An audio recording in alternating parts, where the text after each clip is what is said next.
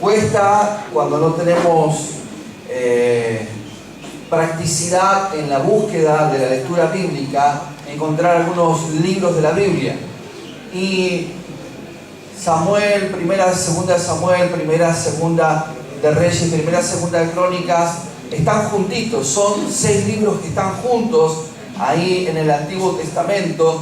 Y para recordarlo siempre, acuérdese de que están al revés en el orden alfabético, ¿sí? Primero está Samuel, que empieza con S, después está Reyes, que empieza con R, y después está Crónicas, que empieza con C. Entonces cuando lo busque se va a acordar siempre de que están al revés en orden alfabético. Es más sencillo de buscarlos de esa manera, ¿sí? Entonces, el libro de segunda de Samuel nos cuenta una historia interesante que vamos a leer en unos minutos. Pero todo el libro de Samuel nos cuenta la historia del rey más importante de la historia de Israel. Dicen que no hubo ni habrá rey en Israel como fue el rey David. Un hombre que supo amar a Dios y que marcó la diferencia y que realmente fue una bendición para toda la historia del pueblo de Dios. La historia de David es una de las historias más apasionantes del Antiguo Testamento. Todo comienza con la destitución por Dios del rey Saúl, quien hasta ese momento era el rey de Israel.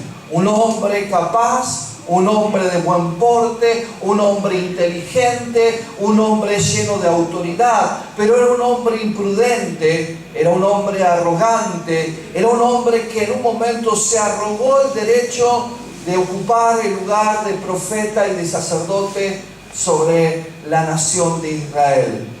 Un hombre que por causa de su arrogancia y por causa de su actitud impulsiva perdió su reinado. Dios lo desechó. Dijo: este hombre es tan capaz, este hombre es tan fuerte, se cree tan capaz y tan inteligente que ha decidido rechazar mis consejos. Por lo tanto, yo lo rechazo a él y no quiero que sea más el rey de Israel. ¿Se acuerda usted de esa historia? Por tal razón es que Dios manda al profeta Samuel a ungir a quien sería el que ocupara el cargo como rey de Israel. Lo sorprende a este profeta y le dice: ve, lleva ahora un cántaro de aceite, lleva una vasija de aceite y unge a aquel que va a ser el hombre que va a ser el sucesor de Saúl en el reino. Lo sorprendente de esto es que viajó un largo trecho para llegar a una casa que no era la casa predilecta de Israel. No era la casa en la cual había mayor honra, ni mayor recursos, ni mayor capacidades. Y estando allí el profeta, guiado por sus instintos, cuando llega a la casa del rey, del futuro rey de Israel, ve al hermano mayor de David y ve su porte. Lo ve un hombre inteligente, capaz, parecido sin dudas, me imagino, a lo que era hasta ese entonces el rey Saúl.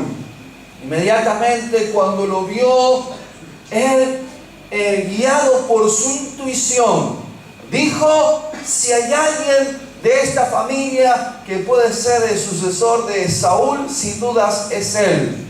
Y cuando estaba a punto de ungirlo, guiado por su intuición, guiado por su sabiduría humana, por su inteligencia de hombre, cuando fue a ungirlo como rey, entonces el Señor lo amonesta por medio del Espíritu y le dice: ¿qué vas a hacer?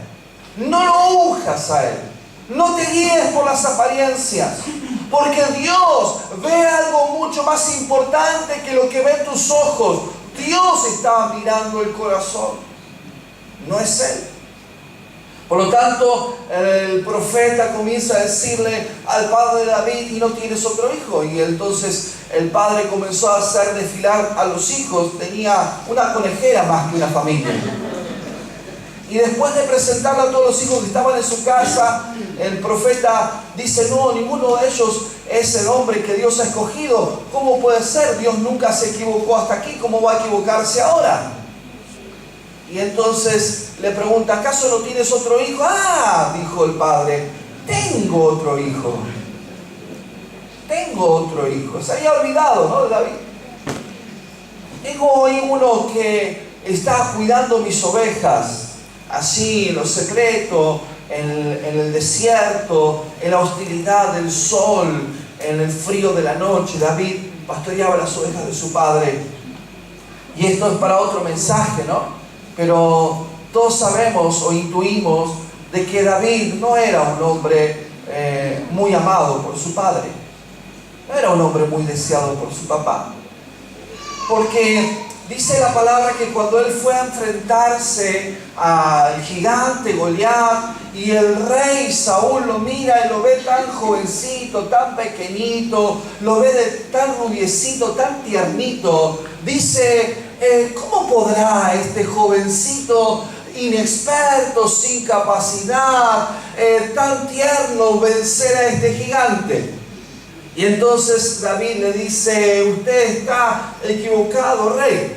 No se guíe por las apariencias. Porque yo cuando pastoreaba las ovejas de mi padre, dice, venía el oso, o venía el lobo, o venía el león a atacar la majada, dice, yo lo defendía con mi propia vida.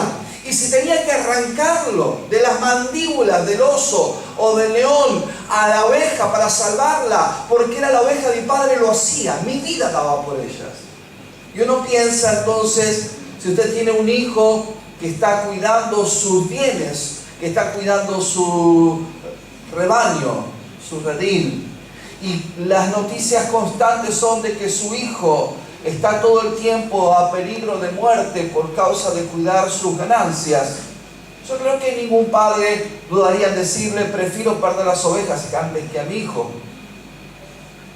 Pero sin dudas el amor del padre David era más interesado por las ovejas que por su propio hijo.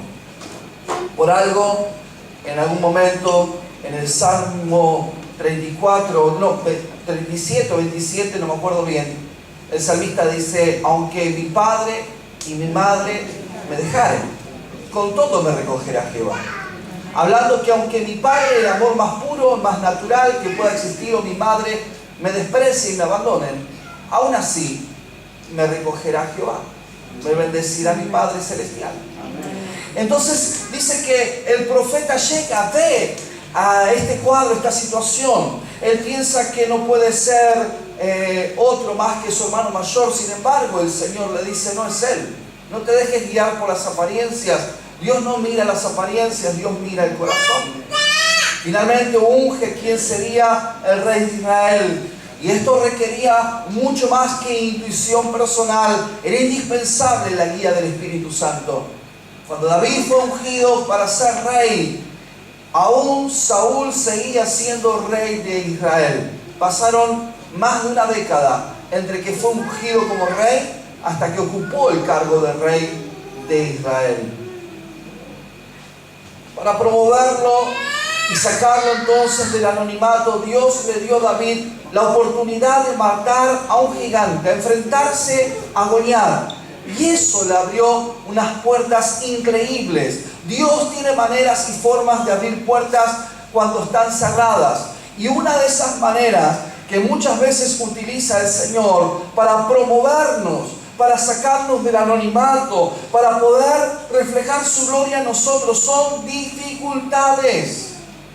Las dificultades, esas mismas que nosotros muchas veces cuando estamos enfrentando no le encontramos lógica ni explicación, son muchas veces el puntapié inicial a una gran bendición de Dios para tu vida.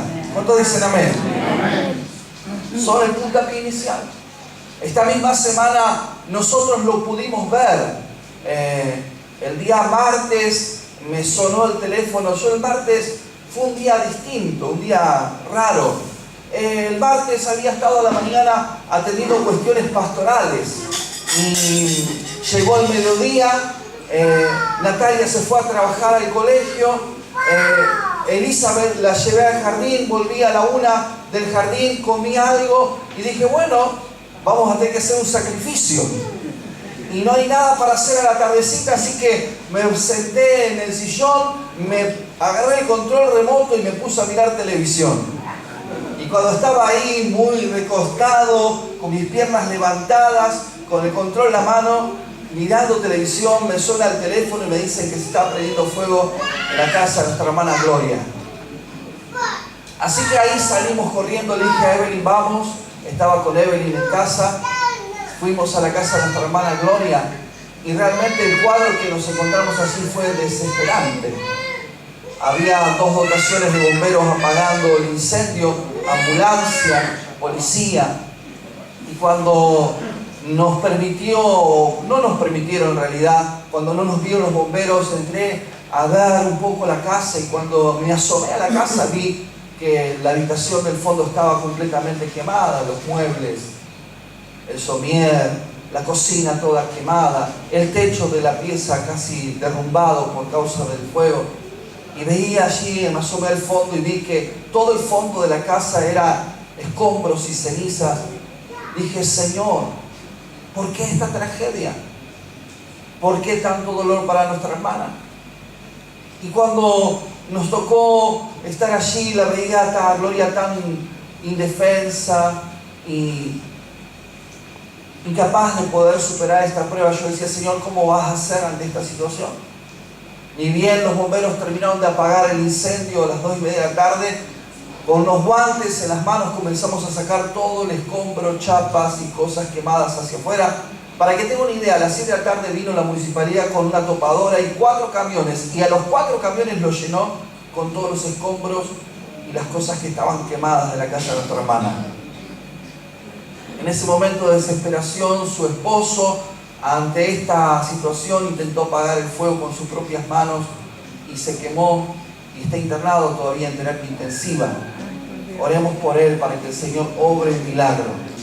Tiene su cara quemada, su cuello quemado, su tronco, sus manos, parte de sus piernas, y para complicar la situación tiene su corazón agrandado y es diabético, por lo cual el pronóstico es muy malo. Pero en medio de ese caos y en medio de esa situación difícil que terminó tarde a la noche ya, yo estaba realmente muy apenado, muy angustiado por nuestra hermana. De hecho, le contaba a los hermanos el miércoles que me desperté a las 4:30 de la mañana soñando con el incendio y no me pude dormir más, de lo traumático que fue para uno, imagínense para ellos. Pero ¿sabe qué?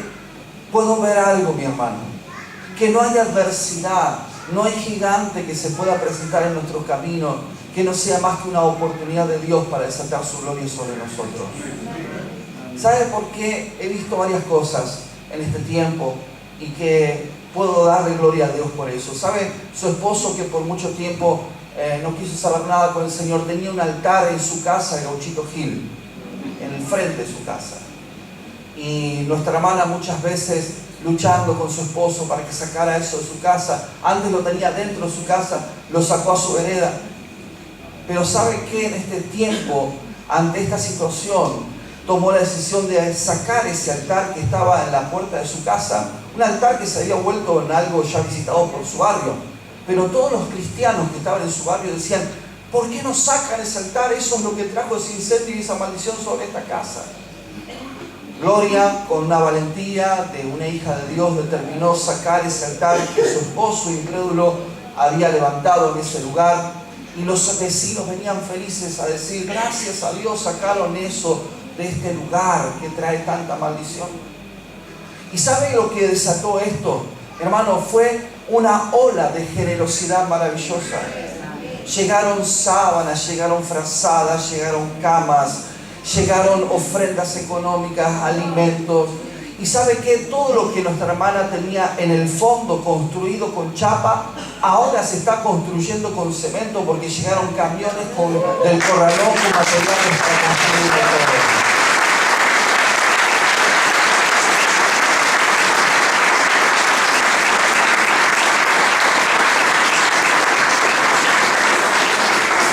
Esa es la obra del Señor. Y Y esa es la actitud de una iglesia que ama al Señor y que ama al pueblo del Señor. Amén. La generosidad del pueblo de Dios también es una oportunidad para recibir mayor abundancia de parte de Dios para nosotros. Porque cuando ayudamos a un débil, cuando ayudamos a un necesitado, cuando estamos al lado del que sufre, Dios, que mira en secreto nuestra generosidad, se encargará de en público recompensarnos por ella. Dios es fiel. Dios es bueno. Nos queda este tiempo seguir orando por su esposo para que pueda ser sano y para que se convierta a Cristo en este tiempo de dolor, y por nuestra hermana para que ella pueda ver día a día el proceso de recuperación de todo lo que había perdido hasta aquí. ¿Sabe que en este cuadro también apareció la miseria? Porque mientras que estábamos sacando todo lo que estaba quemado en su casa, estaban quienes venían a arrancar los pedazos de cobre que quedaban por ahí dando vuelta. Y hasta en un momento tuvimos que frenar, o tuve que decirle a un niño de unos 10, 11 años que ese motor del bombeador que estaba intentando arrancar era el motor del bombeador de una mujer que había perdido todo. Y mientras que estábamos ahí, llegaron donaciones, y entre esas donaciones 3 juegos sábanas nuevos, que un hombre que estaba ahí no dudó en robarlos, y al otro día los ofrecía por miserables 250 pesos. Las miserias surgen en las peores situaciones, ¿no es cierto? Ese mismo hombre fue a un vecino de Gloria a decirle: Gloria no tiene para la yerba y el azúcar, ¿no me da 50 pesos para comprarle yerba y azúcar? Obviamente dinero que destinó para comprarse una caja de vino para seguir tomando. Pero en esas miserias y ante esos gigantes que se presentan, que amenazan con destruirlo todo y con quitarnos la vida, la gloria del Señor se manifiesta. El pueblo de Dios está presente. Y muchas veces esas adversidades son las que Dios permite en nuestras vidas para promovernos para cosas superiores, para cosas mayores, para cosas que ojo no vio ni oído yo ni han subido a corazón de hombre, que Dios ha preparado para aquellos que le aman. Así fue con la vida del rey David. De repente un gigante amenaza a todo el pueblo de Israel y les desafía diciendo: si alguno de ustedes se atreve a pelear conmigo y me mata, entonces nosotros los filisteos les vamos a servir a ustedes para siempre. Pero si yo soy quien mato a ese soldado, entonces ustedes, el pueblo de Israel, nos adorarán y nos servirán para siempre. 40 días y 40 noches un gigante de esta altura aproximadamente, como si me viera a mí así, más o menos 3 metros, cerca de 2,80 metros medía Goliat. Con su lanza, espada y jabalina desafiaba a todos, y todos temblaban como unas, no sé, imagínense usted lo que quiera, cobardes. Y en su cobardía de repente aparece un peticito rubio y lo mira aquel gigante y le dice al rey de Israel: ¿qué ofrecen al hombre que se atreva a vencer a este gigante? ¿Qué recompensa hay? Y entonces le dice: quien lo venza a este gigante se va a casar con la hija del rey y su familia quedará exenta de impuestos para siempre. No lo dudó David, porque siempre que te enfrentas a un gigante hay recompensa. Quiero que entienda esto, escúchenlo bien. Siempre que se enfrente a un gigante va a haber recompensa. Siempre que se enfrente a la adversidad va a haber recompensa. Si usted no experimenta recompensas, es porque está acobardado ante los gigantes y ante los desafíos. Pero basta enfrentarse al gigante para empezar a experimentar las recompensas del Señor. Sin embargo, David, ante esa lucha y ante ese gigante, experimenta algo tremendo, que es que el Señor lo promueve hacia un estado de bendición y de gloria superior, porque es llevado al mismo palacio del rey. De la austeridad del desierto, Dios lo promueve ahora a la bendición de la abundancia. Ahora, ¿por qué escogería a este hombre para ser el futuro rey de Israel si no tenía ni el porte, ni la descendencia, ni la capacidad para hacerlo. David no tenía ni porte, ni descendencia, ni capacidad, pero tenía algo que no se podía adquirir ni comprar. Él tenía un corazón fiel conforme al corazón de Dios. Usted puede adquirir porte, hasta puede adquirir descendencia y capacidad. Los títulos de honor se pueden comprar con dinero, pero si hay algo que usted nunca va a poder comprar es decencia, honestidad y fidelidad. Si usted no es decente, usted no es honesto y no es fiel, usted no lo va a poder lograr ser con sus propias fuerzas. David no tenía nada, pero tenía eso. Y a causa de vencer al gigante se encontró en medio de un palacio. David era un joven muy humilde y permanecía al lado del rey Saúl porque sabía tocar el arpa, y cuando lo hacía, los demonios, los espíritus malignos que estaban en Saúl, que lo estaban atormentando, dejaban de atormentarle. Es muy importante entender que nuestro enemigo, el diablo, es realmente alérgico a la alabanza del pueblo de Dios. Se brota, le da escozor, no puede resistir cuando el pueblo de Dios adora al Señor en espíritu y en verdad. Él no puede resistir la alabanza de un pueblo que en espíritu adora al Señor. Había una canción que cantábamos antes que se llama Golpe de Espada. Y decía: golpe de espada es la alabanza, golpes de guerra que salen de Dios. Golpes de guerra son los que inspiran al pueblo de Dios a adorarle. Son golpes de guerra. Y seguía diciendo la canción: cantos de gloria, cada victoria es la batalla del pueblo de Dios, y cada golpe de la espada de Dios es con pandero, con trompeta y tambor, y serán cantos de júbilo, cantos de júbilo.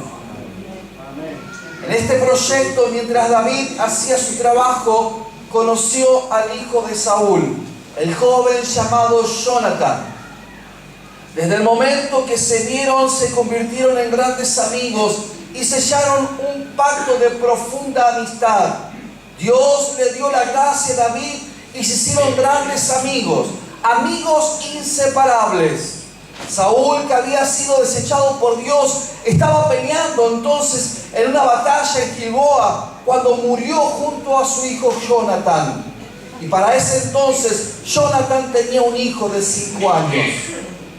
Cuando la noticia de la muerte de Saúl y su hijo llega al palacio, la nodriza que cuidaba al hijo de Jonatán salió corriendo llena de horror y resbaló con el niño en sus brazos, quedando lisiado, paralítico para siempre. El nombre de aquel niño era Mefiboset. Quedó lisiado de sus piernas para el resto de su vida. David, además de ser un siervo de Dios, era un guerrero, y todos los de la casa de Saúl sabían que muerto el rey, su hijo David sería quien ocuparía su lugar. Y David, este hombre que había sido acosado, perseguido, atormentado por Saúl, sin dudas, ahora se vengaría y mataría a toda su descendencia. Los siervos de Jonatán escondieron al niño, ya que temieron por su vida, y lo llevaron a una ciudad llamada Lodebar, ubicada al lado este del Jordán. Luego de la miseria y la pobreza de Mefiboset, vendría la recompensa, pero él todavía no lo sabía. Mefiboset, de estar en el palacio del rey y de vivir en la abundancia, ahora está discapacitado, exiliado, escondido en Lodebar, que significa ciudad sin pan, sin palabras, sin pasto. Al buscar este nombre en original, puede descubrir que significa mucho más que eso también, porque también significa el lugar de miseria, el lugar de pobreza, el lugar de insuficiencia, de limitación, de lo incompleto, de lo poco, de lo apretado. Ahí vivía ahora Mefiboset, en el lugar de la miseria, de la pobreza y de la carencia. Después de haber sido el nieto del rey y parte de la familia real, ahora está en la miseria, no tiene nada. Y aquí aparece 2 Samuel capítulo 9, versículo 1 en adelante. Dice: y dijo David: ¿Ha quedado alguno de la casa de Saúl a quien haga yo misericordia por amor a Jonathan? Y había un siervo de la casa de Saúl que se llamaba Siba, al cual llamaron para que viniese a David. Y el rey le dijo: ¿eres tú, Siba? Y él respondió: tu siervo. El rey le dijo: ¿no ha quedado nadie en la casa de Saúl a quien yo haga misericordia de Dios? Y Siba respondió al rey: aún ha quedado un hijo de Jonathan, lisiado de los pies. Entonces el rey le preguntó: ¿dónde está? Y Siba respondió al rey: he aquí, está en casa de Maquir, hijo de Amiel, en Lodebar. Entonces envió el rey David y le trajo de la casa de Maquir, hijo de Amiel, de Lodebar. Y vino Mefiboset, hijo de Jonatán, hijo de Saúl, a David, y se postró sobre su rostro e hizo reverencia. Y dijo David: Mefiboset. Y él respondió: he aquí tu siervo. Y le dijo David: no tengas temor, porque yo a la verdad haré contigo misericordia por amor de Jonatán tu padre, y te devolveré todas las tierras de Saúl tu padre, y tú comerás siempre en mi mesa. Y él, inclinándose, dijo: ¿quién es tu siervo para que mires a un perro muerto como yo? Entonces el rey llamó a Siba, siervo de Saúl, y le dijo: todo lo que fue de Saúl y de toda su casa, yo lo he dado al hijo de tu señor.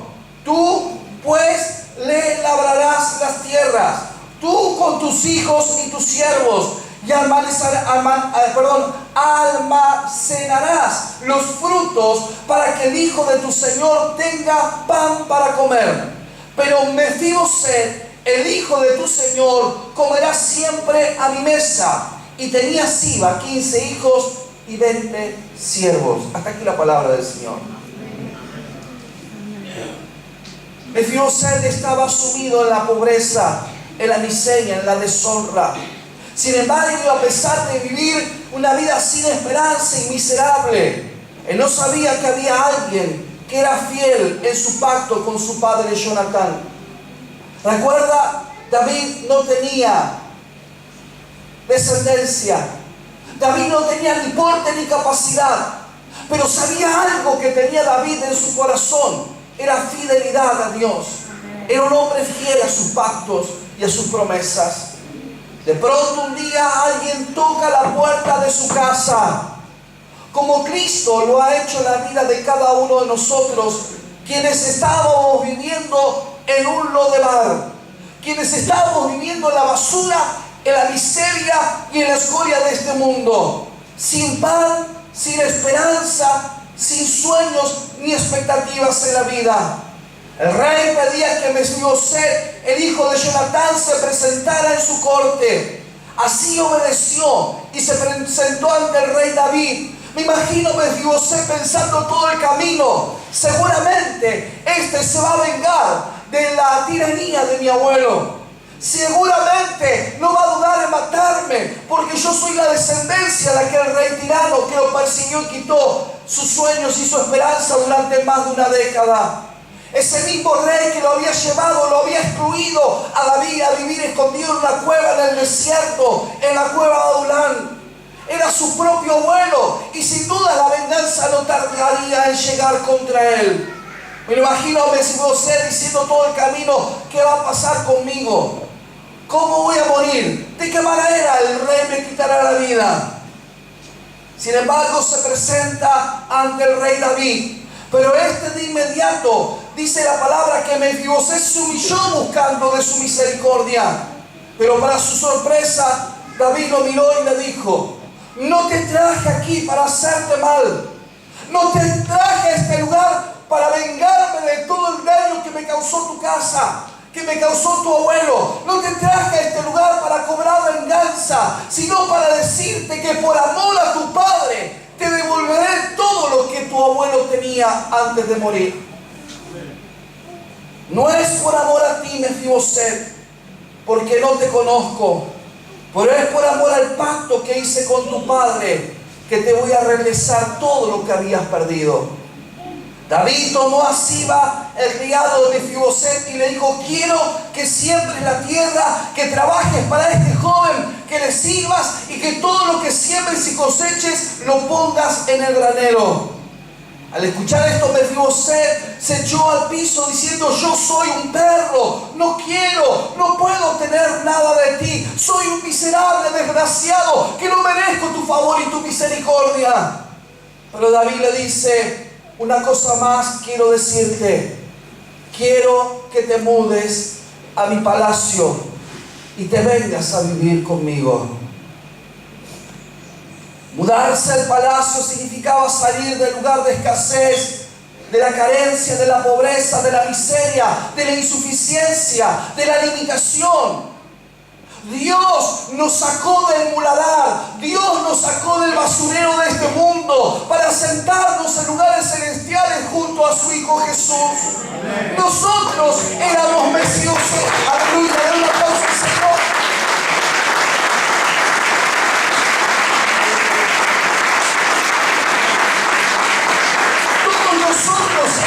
Como Mefiboset, ninguno de nosotros merecíamos su piedad, su misericordia y su perdón. Menos aún merecíamos vivir por causa de nuestros pecados. Menos aún merecíamos sentarnos a la mesa del Señor para disfrutar de los banquetes espirituales que Él ha preparado para sus hijos. Entonces David agregó: no solo quiero que vengas a vivir a este palacio, sino que cada vez que sirva la mesa, tú te sientes conmigo como uno de mis hijos. ¿Le hace acordar algo esto? Uno de los honores más grandes que podía tener cualquier persona en un reino era que el rey lo invitara a cenar y se sentara con él a la mesa. Cuando este joven oyó a David decirle esto, supo que todo lo que había perdido lo estaba recuperando, que todo aquello que él había soñado ahora Dios se lo había devuelto, que a partir de ese momento contaba con la gracia y el respeto de todo el reino, porque el rey lo había hecho como uno de sus hijos. Apocalipsis 3:20 cobra otro sentido cuando uno lo lee después de este relato bíblico. Aquel pasaje del cual Dios dice: aquí yo estoy a la puerta y llamo. Si alguno oye mi voz y abre la puerta, entraré con él y cenaré con él y él conmigo. Describe el honor incomparable que Dios nos da de sentarnos a la mesa para compartir con Él. Nosotros que estábamos lisiados por el pecado, ahora tenemos el honor de ser invitados a la mesa del Rey de Reyes. Esto es precisamente lo que está describiendo Apocalipsis 3:20. El mismo modo que David irrumpió en la casa de Mefiboset para bendecir su vida, restituyéndole su lugar en la mesa del rey que nunca debió haber perdido. Dios golpea la puerta de nuestro corazón porque hay una invitación real, completa en esta mañana. La invitación que hoy estás recibiendo no es para sentarte en la mesaza de la señora Mirta Legrand. La invitación que estás recibiendo no es que el presidente de los Estados Unidos te está invitando a compartir la mesa en su casa o en su palacio o en el lugar que usted se imagine. La invitación que hoy estás recibiendo es la invitación del Rey de Reyes, del Señor de Señores, de Jesús de Nazaret, y te dice: quiero que vengas y te sientes a la mesa y compartas conmigo este momento especial.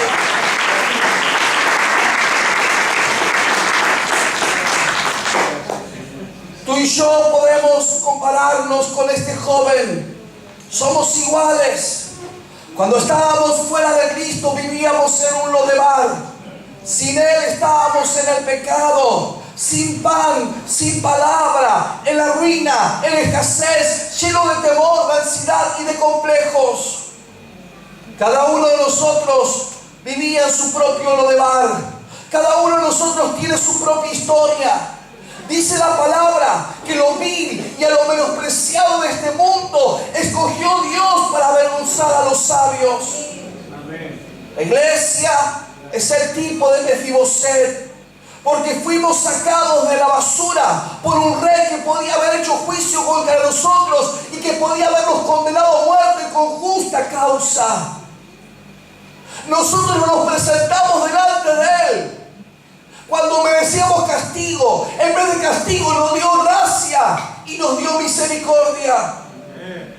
Pero por amor a uno con el cual hizo pacto, que se llamó Abraham, su amigo, ha tenido misericordia, invitándonos a sentarnos a su mesa para ser ahora como sus hijos.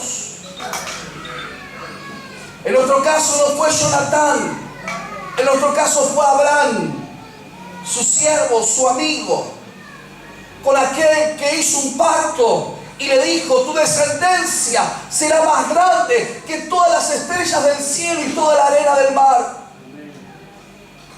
Sin embargo, y a pesar de eso, muchos solo viven de las migajas que caen de la mesa, cuando estamos invitados a participar del banquete del Señor. Dice la palabra que una mujer sirofenicia perseguía a Jesús y le decía: Señor, mi hija está gravemente atormentada, mi hija se está muriendo, necesito un milagro para ella. Entonces el Señor se detuvo y le dijo: no es lícito darle el pan de los hijos a los perros. No es lícito que vos, que no sos una hija mía, te sientes a la mesa a disfrutar mis banquetes, porque mis banquetes están preparados solamente para mis hijos. Pero esa mujer lo mira y le dice: Señor, aún los perros comen las migajas que caen de la mesa. Y el Señor, sorprendido por la fe y determinación de esa mujer, obró un milagro sorprendente en la vida de su hijo. ¿Sabe qué? Nosotros somos hijos comprados por la sangre de Cristo. Somos herederos por la gracia de Dios. Fuimos creados, fuimos comprados, fuimos elegidos, escogidos por Él para sentarnos a la mesa, no para vivir miserablemente comiendo las migajas que caen de la mesa del Señor. Debemos sentarnos a la mesa a disfrutar lo que por pura gracia Dios está dispuesto a darnos.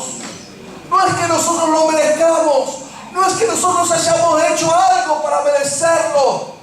Es porque Dios es fiel a su pacto con su amigo Abraham, que nosotros ahora podemos sentarnos a la mesa y compartir de este banquete espiritual. Cada vez que tenemos la oportunidad de sentarnos a la mesa y participar de ella como hijos del Rey, debemos recordar la inmensa gracia y misericordia que Dios expresa a nosotros. Así como los discípulos fueron honrados en compartir la Pascua con nuestro Señor, nosotros somos honrados al participar de la cena del Señor. Cena que nos recuerda el gran precio que Dios pagó por un grupo de hombres lisiados y sin nada que darle, porque literalmente vivíamos en un lodebar. Es nuestro deber, cada vez que nos presentamos en esta mesa del Señor, expresar humildad y gratitud a nuestro Señor. Este es el precio que Él pagó por nuestra libertad. Lo hizo finalmente por amor al pacto que hizo con su siervo Abraham. Compartamos hoy el pan, compartamos la copa, celebremos una vez más su gracia, su fidelidad, su amor infinito por cada uno de nosotros. Recordemos que no hicimos nada para merecer sentarnos a la mesa, más bien hicimos todo para no merecer estar sentado a la mesa.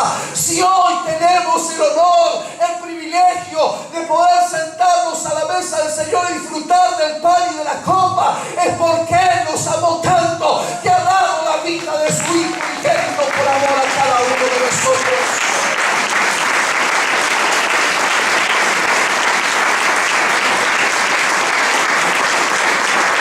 Yo quiero que cierres tus ojos para meditar sobre esta reflexión, sobre esta palabra. Y estando allí en tu búsqueda personal del Señor en esta mañana, quiero decirte que hay una invitación de parte de Dios. Dios en esta mañana está golpeando la puerta de tu corazón, como lo hizo con Mefiboset cuando golpeó la puerta de su casa. Él ha venido a tu vida no para condenarte a muerte ni juzgarte por el pecado de tus abuelos, de tus padres, de tus antepasados. Él está golpeando la puerta de tu corazón para darte una invitación que no deberías jamás despreciar. La invitación que el Señor te hace en esta mañana es: quiero invitarte a sentarte conmigo a mi mesa. Quiero hacerte como uno de mis hijos. Quiero que disfrutes de los banquetes espirituales que he preparado para ti. Mi actitud cuando recibí por primera vez la invitación fue la de Mefiboset. Recuerdo como si fuera hoy cuando entendí el amor de Dios. Me recuerdo llorar durante meses. Cada reunión que venía me sentaba y lloraba. Me daba vergüenza y me sentaba en el lugar más escondido de la iglesia. ¿Por qué? Porque lloraba durante toda la reunión. No podía entender por qué a mí, siendo lisiado, por qué viviendo en el pecado y la basura en la que había vivido, el Señor ahora me había llamado para sentarme a su mesa a disfrutar de sus banquetes. Y cada vez que recuerdo mi Lodebar, cada vez que recuerdo de la basura de la cual el Señor me sacó, siguen brotando las mismas lágrimas.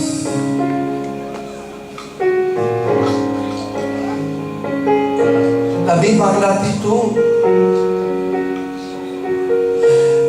Gracias, Señor. Es que no merecía tanta gracia. Es que no era merecedor de su amor. Es que por la fidelidad y el pacto con Abraham, ahora soy yo llamado a sentarme a la mesa del Señor.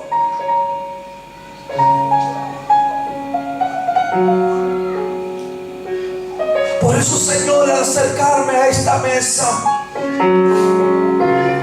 y al participar de este pan y de esta copa, Señor, me siento tan honrado de participar de este banquete espiritual. Jamás hubiera podido participar de este banquete por medios propios. Jamás hubiera calificado para sentarme en la mesa de Mirta Legrand. Jamás calificaría para sentarme en la mesa de Donald Trump. Y tú tienes la bendición para darme, de invitarme a sentarme a tu mesa. No puedo entenderlo. Es demasiado grande, es demasiado alto, es demasiado sublime. No puedo entenderlo. No hay mente que pueda comprender tu gracia y tu favor, que nos invites a compartir juntos la mesa. Hoy quiero, Señor, sentarme a esta mesa y antes de participar de este pan, antes de comer tan solo un bocado de él, antes de tan solo mojarme los labios con este vino que representa tu sangre, me pongo de pie para decirte: Señor, estoy agradecido, estaré agradecido por el resto de mi vida. Señor, nunca podré entenderlo. ¿Por qué me has invitado a participar de esta mesa? No me siento digno de hacerlo. No soy quien para poder participar de ella. Pero es tu misericordia, Señor, la que me invita una vez más a sentarme, a participar, Señor. de este pan y de esta copa. No hay manjar, no hay menú, no hay nada en este mundo que pueda compararse con lo dulce que es este pan para nuestro espíritu, con el gozo que produce este vino a nuestra alma. Porque en ti, Señor, hemos encontrado libertad. En ti hemos encontrado sanidad. En ti, Señor, vida y vida en abundancia.